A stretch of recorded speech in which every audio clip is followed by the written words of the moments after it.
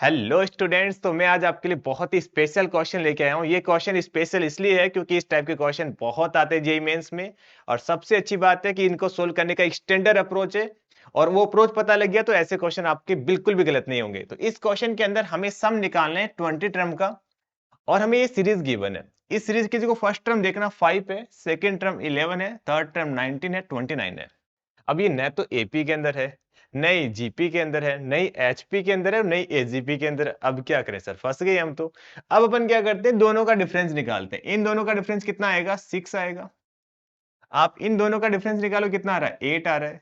इन दोनों का डिफरेंस कितना आ रहा है, 10 आ रहा है। इन दोनों का डिफरेंस कितना आ रहा है, 12 आ रहा है। सर इनका डिफरेंस एपी में आ गया। जब भी डिफरेंस एपी में आ जाए तो अपन यूज करते हैं मेथड ऑफ डिफरेंस। ये मेथड का नाम है। इसके अंदर क्या करते हैं अपन, जो जनरल टर्म है ना इस सीरीज की, वो अपन ऐसे मान सकते हैं ए एन स्क्वायर प्लस का बी एन प्लस का सी। अब सर दिक्कत ये है कि ए बी सी की वैल्यू कैसे निकालेंगे। अब ध्यान से सुनो।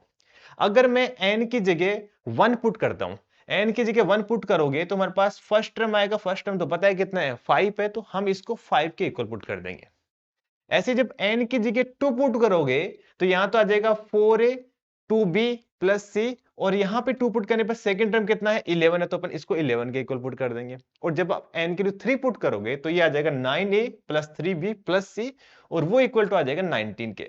इन तीनों इक्वेशन का यूज करके अपन एबीसी की वैल्यू निकालेंगे। अब एबीसी की वैल्यू निकालने के लिए ध्यान रखना, ये हमेशा सेम ही बनेगी ना। तो अपन कैसे निकालते हैं, इन दोनों को माइनस करो। जब आप इन दोनों इक्वेशन को माइनस करोगे कितना आएगा, 3a plus b is equal to 6। अब आप इन दोनों इक्वेशन को माइनस करो। जब आप इन दोनों इक्वेशन को माइनस करो कितना आएगा, 5a plus b is equal to 8। अब इन दोनों को आप माइनस कर दो तो यहां से 2a इज इक्वल टू 2 आ गया, तो a की वैल्यू आ गई 1।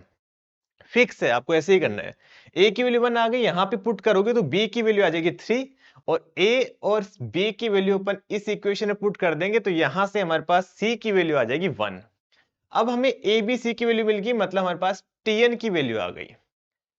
और हमसे क्वेश्चन में क्या पूछा गया है, सम निकालना है। तो सम कैसे निकालेंगे, अपन सभी टर्म्स का समीशन कर देंगे, सभी टर्म्स को ऐड कर देंगे। तो इसमें समीशन को अपन स्प्लिट कर सकते हैं। जैसे स्प्लिट करेंगे हमारे पास ये आ जाएगा। और ये तो हमें डायरेक्ट पता है, एन स्क्वायर का सम कितना होता है, n n plus one, 2n plus one by 6। और ये एन नेचुरल नंबर का सम कितना होता है, n n plus one divide by 2।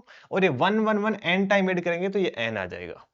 अब यहाँ पे क्या करना है, हमें 20 टर्म का सम निकालना है। तो n की जगह जस्ट 20 पुट कर दो। इसको जैसे सिंप्लीफाई करोगे तो ऑप्शन सी करेक्ट आ जाएगा। अब ये क्वेश्चन आप कमेंट करके बताओगे।